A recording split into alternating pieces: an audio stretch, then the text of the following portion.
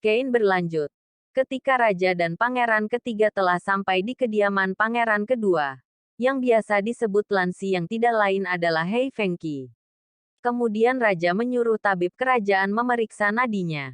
Sang tabib mengatakan bahwa pangeran kedua dalam keadaan lemah. Penyakit lamanya kambuh yang membuat jantung dan paru-parunya lemah.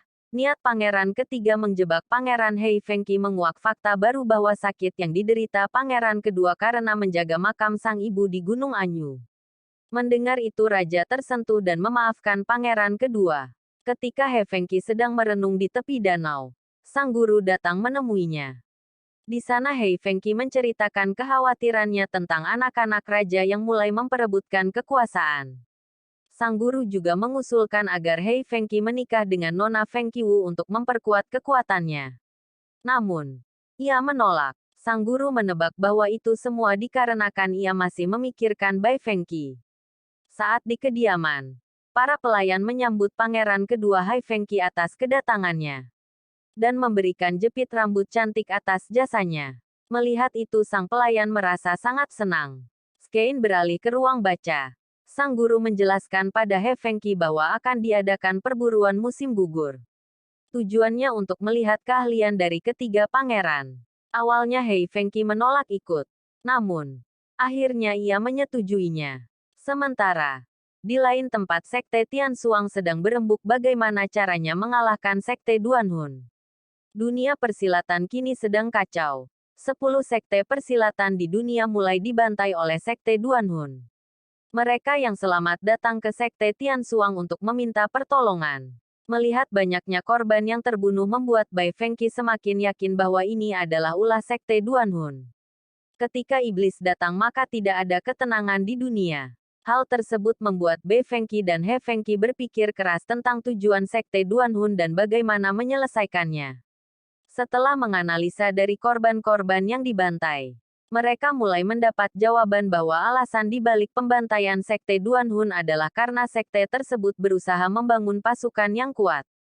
Dan berdasarkan logika tersebut maka target mereka selanjutnya adalah keluarga Ma dari Jizu. Lalu Hei Fengqi langsung memerintahkan pengawalnya mengirim pasukan menolong ke keluarga Ma dari Jizu. Skein beralih di hutan. Perburuan musim gugur dimulai. Ketiga pangeran memacu kudanya menuju hutan. Dan perburuan dimulai. Pangeran pertama dan ketiga bersemangat untuk mendapat buruan terbanyak. Sementara pangeran kedua hanya bersantai sambil meminum teh. Di sisi lain seorang putri cantik juga datang ke hutan untuk berburu. Dan wanita itu adalah Fang Qiwu. Wanita yang dijodohkan guru untuk Hei Fengqi. Selain untuk berburu ia juga memiliki maksud lain untuk mendapatkan salah satu dari pangeran untuk menjadi suami. Dari kejauhan ia melihat pangeran pertama sedang memburu rusa kecil. Tujuannya untuk memancing Raja Rusa keluar. Fang Qiwu langsung mengetahui bahwa pangeran pertama adalah orang yang kejam. Setelah itu ia melihat pangeran ketiga yang sedang mengikuti jejak serigala. Tujuannya agar ia bisa dipuji atas jasa besarnya. Kemampuannya biasa saja dan hanya mengandalkan status sebagai putra Ratu Baili. Hingga akhirnya matanya tertuju pada pangeran kedua yang sedang membaca buku dan minum teh. Sang putri berkata bahwa dia paling tidak suka pria yang tidak memiliki kekuatan apapun. Sementara itu, ketika sedang bersantai pangeran pertama menghampiri Hei Fengqi dan mengingatkan tujuan kemari adalah untuk berburu. Dengan berpura-pura, Hei Fengqi mengatakan bahwa tubuhnya masih belum pulih dan menyuruh bawahannya berburu untuknya. Lalu pangeran pertama melemparkan karung berisi buruan kepada Hei Fengqi, sambil menyindir, agar penyakit Hei Fengqi tidak kambuh. Lalu pergi. Di sisi lain putri Fang Qiwu sedang berburu serigala. Hingga seekor serigala datang menyerang kudanya yang membuat ia terjatuh.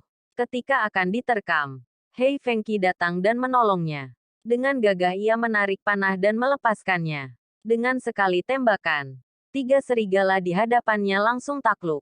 Melihat itu membuat putri Fang Qiwu benar-benar terpesona. Setelah selesai ketiga pangeran kembali menghadap raja. Dan mulai memberikan hadiah pada sang pemenang. Satu persatu pangeran mempersembahkan buruannya pada raja. Kemudian, putri Fang Qiwu maju dan berkata ikut meramaikan. Ia mendapatkan buruan terbanyak dan poin tertinggi. Namun, Buruan pangeran kedua yang dipasrahkan pada para pengawalnya belum datang.